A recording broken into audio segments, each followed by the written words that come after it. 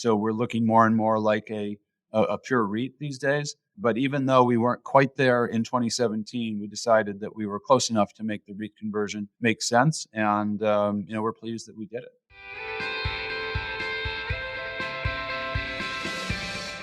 Hello and welcome to the REIT Report. I'm your host, Sarah Borkson-Hito. Today I'm pleased to be joined by Chris Benjamin, CEO of Honolulu-based Alexander Baldwin. Chris has served as CEO since 2016 and has announced he will retire at the end of June. Chris, Nareit has enjoyed speaking to you many times over the years, so thank you for joining the REIT Report today. Well, thank you for having me. I wanted to start by asking you about your extensive support for community organizations in Hawaii. What are some of the key issues that they are addressing, and why has supporting them been an important complement to your executive role? Yeah, thank you for asking that. Hawaii is a unique place. It's a relatively small community. And because of that, we've got a unique opportunity to come together, both businesses, nonprofits, educational institutions, government, to really tackle some of the thorniest issues in our community. Now, our issues are really not any different than most places. We're dealing with affordable housing challenges, educational issues, climate change. The list of issues is not that much different. But what's interesting in Hawaii is that because of our size, we quite frequently come together with the government leaders, the governor, the 4 county mayors, business leaders, CEOs of most of the largest companies in town, nonprofit leaders, educators, and talk about how to tackle these issues. And that's unique, and it's an advantage of our size. The causes that I've been involved with over time have evolved. 25 plus years ago, I was the head of what was then called the Juvenile Diabetes Foundation. It's now called JDRF. I was the board chair. Later on, I was the chair of the Nature Conservancy. I chaired a capital campaign for a social service organization. I currently chair a climate coalition. And so while the issues that I've personally been involved with have evolved over time, the issues that our company has helped address have been wide-ranging really throughout, including housing and other social causes. And to tie it back to why is that important to my serving as CEO of A&B, our model as a company is all about partnering with our local community. And we believe that that gives us benefits and not just through the relationships that we build, but through the reputation that we build, the knowledge that we create, that we develop of the local community. And it helps us be a better property owner, landowner, community partner. And then again, in a small place like Hawaii, that really pays dividends from both a social ESG perspective, but very much so from a business and profit perspective. What did make you decide to step down as CEO at this time, and what's next on your agenda? Well, interestingly, my timing was pretty much set when I took the job about 7.5 years ago. I always had kind of circled my 60th birthday as my target for retirement. And that was because I always knew that I wanted to have another chapter after my role at A&B. But a couple of other things had to fall into place to make that timeline realistic and appropriate. Because, of course, my first duty is to the shareholders, and I wanted to make sure that my departure was the right thing for the company. And I think that at this stage, it's a very good time for a transition because we have nearly completed this significant transformation that we've gone through as a company. And we're a very diversified, operationally oriented conglomerate. Just 10 years ago, and still at the time that I took over the company as CEO in 2016, we had multiple business lines, diverse geography, and we've simplified that. And we're now a Hawaii-focused commercial real estate company. And so having completed that transformation with just 1 or 2 remaining steps ahead of us, I feel the time is appropriate, and it just so happens to coincide with my 60th birthday next month, and that it's time for Lance Parker, our current COO, to take over. Lance grew up in the real estate world. He lives and breathes commercial real estate. It's been his entire career. And it's a perfect time for someone with Lance's background to take over the company, whereas I have a much more generalist background. And so I think from that standpoint, it's good. And the other thing from personal perspective that has kind of fallen into place at the right time is I referenced earlier that I'm now chairing a climate coalition. I took that on about a year ago, and I'm very excited about putting more of my time and energy into that climate work And so that is really the only thing that I have definitely on my plate going forward. And I'm going to be able to focus quite a bit of my time on that. And then, of course, just enjoying a little bit of downtime and thinking about what other activities I want to pursue in my next chapter. Yeah, that sounds like a great combination. Yeah, I'm excited. And I'm excited for Lance as well. Lance has been with the company for 18 years. We've worked hand in hand that entire time. And so there's going to be no lack of continuity in the transition. But importantly, I'm stepping away entirely. I'm stepping off the board because I feel it's important for a new CEO, especially one who knows the company so well. If Lance were brand new, I might stay on the board for a couple of years to help and guide him. But at this point, he knows the company as well as I do. He's got his strategic vision, and I want him to be able to pursue it. And so I think it's important that we have that transition, and I'm excited for him.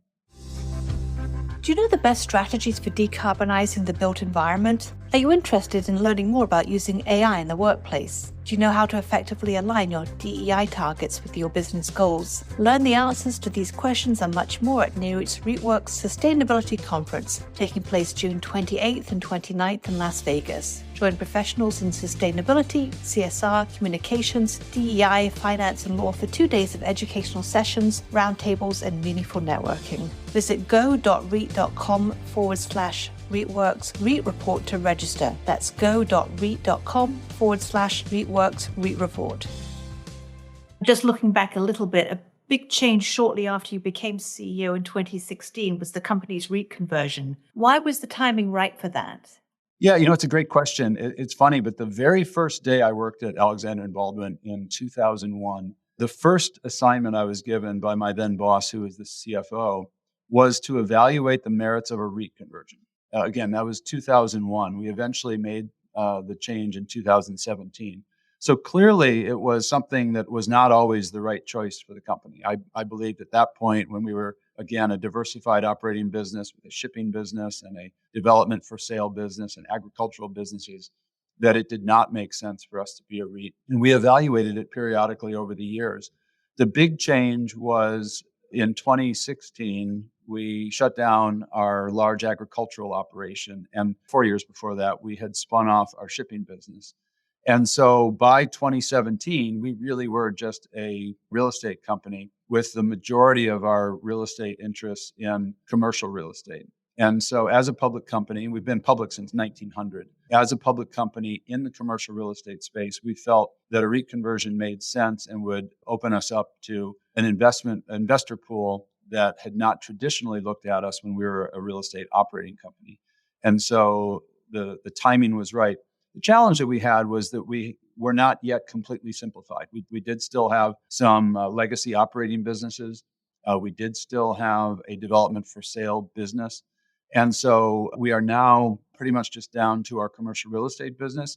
So we're looking more and more like a pure REIT these days. But even though we weren't quite there in 2017, we decided that we were close enough to make the REIT conversion make sense. And we're pleased that we did it. And you've touched on the transformation that the company's undergone. Can you talk a bit about the biggest challenges and rewards connected to those changes that you had to make? The biggest challenge was turning a 150-year-old company into a focused commercial real estate business. We had not only the businesses that I've mentioned, but we also had a lot of liabilities associated with our 150 years of agriculture. Pension plans and old sugar mills and reservoirs and environmental obligations. And so, broadly speaking, that has been probably the single biggest challenge, is really transforming an old company into a new streamlined company. But I think we've done it extremely well. There have been some specific challenges that I think we've tackled well along the way. The shutdown of the sugar business, the last sugar plantation in Hawaii, we had to do that very thoughtfully and sensitively, and I think we did that. We've also, of course, had to navigate the pandemic. But I think we did that, and we showed our stripes as being very committed to our tenants through that process. But the single biggest thing was just trying to take a very old company and make it look and feel like a very new, vibrant company. And I think we've done that with the new team we've built in the commercial real estate business and in our corporate staffs. Chris, are there other achievements during your tenure at A&B that are particularly meaningful to you? I think the biggest thing besides just the transformation of the business itself is the progress we've made in transforming the culture of the company. And I say progress because we're not done. There's still work to be done. But I think some of the things that we've done on the DEI front, on workforce development, engagement surveys that we've done with our employees to understand how we can be a better employer. I'm very proud of the fact that we've taken that on. I'm proud of the progress that we made. We received one of Nareit's DEI awards back in, I believe it was 2020. We received the Nareit Silver DDEI award, reflective of some of the progress we've made there. As I said, we're not done. I want to have more gender equity in the senior management ranks. I want to continue to advance some of other things, other aspects of our DEI programs. But I'm proud of the trajectory that we're on.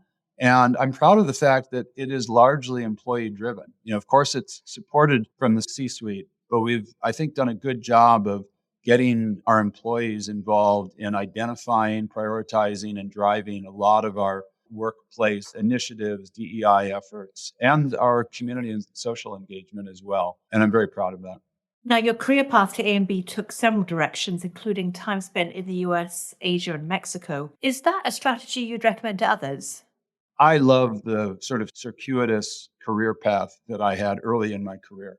And frankly, even at A&B, I had a number of stops. I ran our sugar plantation for a while. I was our CFO for a while, chief operating officer for a while. But before I got to A&B in 2001, I joked that I couldn't keep a job because I was a management consultant. I worked at General Motors. I worked at Sony and worked in a .com in the tech industry. And so I think that's invaluable, that kind of diversity of experience. Now, it's not for everybody, and some people are much more linear in their career path, but I always encourage people not to get too focused, especially early in their career, on a linear career path, because I think that exploration and that bouncing around can teach you a lot about business. It can also teach you a lot about yourself. And I wouldn't trade the diverse career path for anything. It was very valuable to me. So, Chris, what do you think you'll miss most about this job? And do you have any advice for your successor? It's going to sound trite, but it really is the people. Let's set aside the fact that I'm incredibly impressed by the quality of people that we have at the company. I think we have the best real estate team in Hawaii and one of the best teams in the industry. But more than that, what I'm talking about is just we have good people. I think our company, which again is 150 years old, has been dedicated to the Hawaii community for all these years. I think it just attracts good people that care about what we do, care about our shareholders, care about our community. And I'm going to miss them.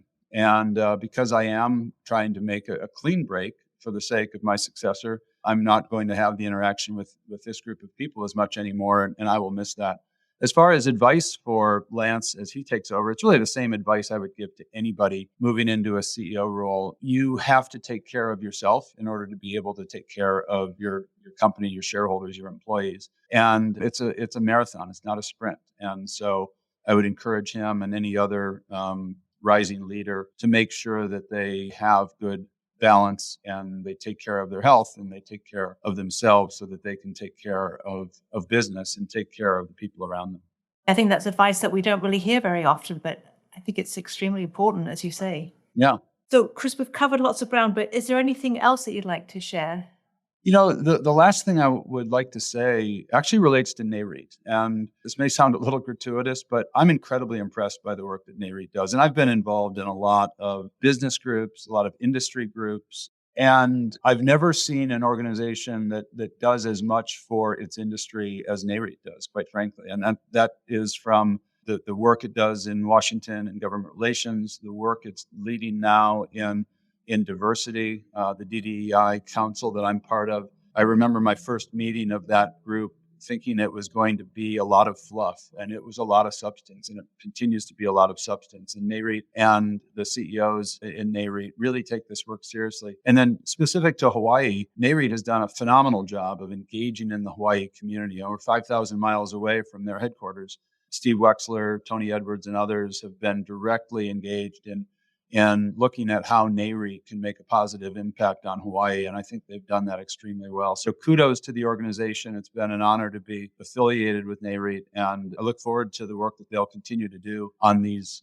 these fronts. Chris, thank you so much and best of luck to you. Thank you. Thank you so much for your time and the opportunity. And to our listeners, if you enjoyed this episode of the REIT Report, please subscribe or leave a review on your favorite podcast platform.